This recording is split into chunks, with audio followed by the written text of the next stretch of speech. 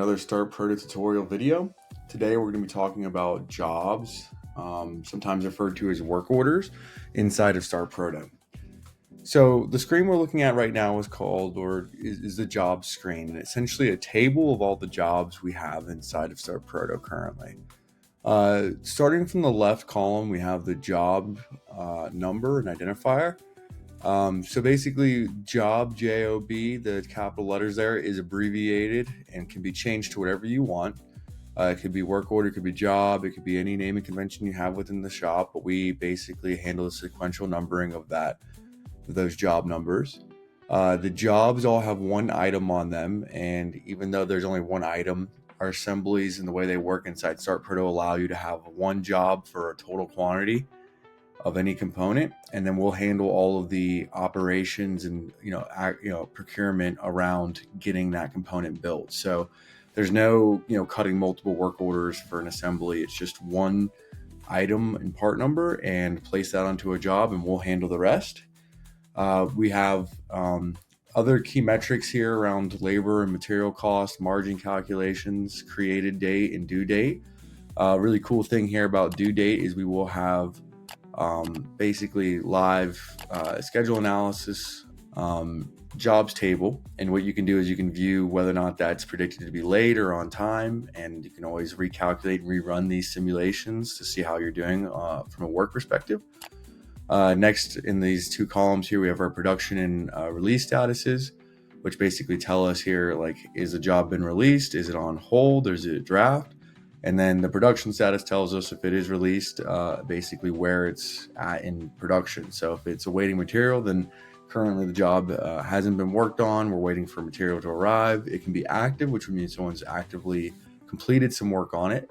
Not started would mean that no one has even worked on this job yet. And then complete would mean those parts are ready and complete, and the job just needs to be closed. You can also see here we have machine hours to completion and machine values. So these can be, it says machine, but it can be just labor. So it can be assembly, it can be quality control, inspection. And what we're trying to do here is communicate how much work is left here. So if it's 18 hours of work left, and this is the value of those hours, we're basically trying to signal to you how important this is and how much value is locked in, to these 18 hours. If we drill into any one of these jobs, we can actually come in and see a bill of materials here. And StartProto has a really unique way of doing bills of materials where we can actually show you where all the work pieces are in real time. So we have our, basically bearing assembly here. And inside the bearing assembly, we have our housing, some mechanical components, and a shaft line. And the shaft line and the housing the housing is machined in-house, and the shaft line is as well. And these we call them operation pills, tell us where the work in progress is. So I can kind of get a view here of where all this work in progress is currently at. And if I click on these progress bars, it will actually show us what we call the demand analysis, or basically where the demand is coming from for these different blocks and bearing assemblies. So the other thing we have here is our purchasing list here. And since this job is on hold, we need to find a little better example. Let me go find one here that's active. And then we have our bill of materials here has now got these progress bars that are actually filling up. And we can see here, if we've got our housing, we have 12 of 47. And you can always ask yourself, well, why do I need 48 of these? Well, 47 of these are coming from job 19. And there's one that's needed for this sales order here. So system's doing all that math for you, and it's just telling you for this job in particular, we have 12 of the 47 that we need, and we have 35 we need to make or buy.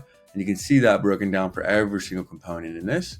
If I want to adjust inventory levels or download this bill of materials or print the BOM, all that is something I can do right here from this screen. I've also got a purchasing list here where I can come in here and purchase materials straight from the job screen and see what is required. Now there are 2 buy quantities in the far right here of almost every single item. So I will want to go ahead and cut some purchase orders for these at some point. On my work list here, I can see operations that are ready for work and future operations. Future operations are currently not able to be run because there are no parts in those operations. And then ready for work are operations that are currently waiting for somebody to work on them. So they'll be available from our operator home screen, and people can drill into these and begin working on those whenever they're ready. Outside processing is a view where we manage all of the services that are going to need outside processing, or basically all the subcontracted work. And then outside processing goes through a couple stages.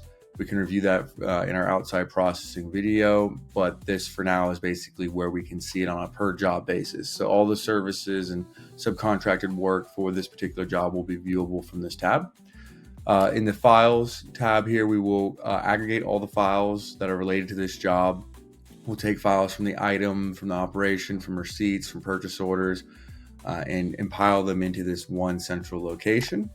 The same here goes for cost report. We will compile all the information and cost once we get it.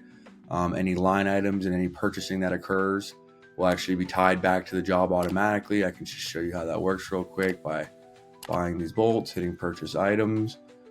These are your 70 of the 72 bolts we need in the shop. So we'll go ahead and just hit confirm. That sounds good. We'll mark that sent.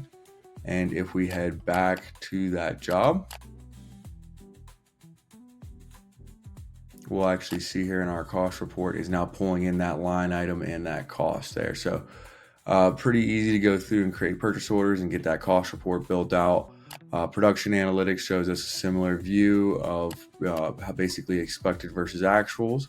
And then we'll have quality control as well. And quality control is where any QC steps that are inside the routing that we view here will actually be aggregated into that quality control, where we can download it into a spreadsheet and get a unified view of all the quality data we collected during the job.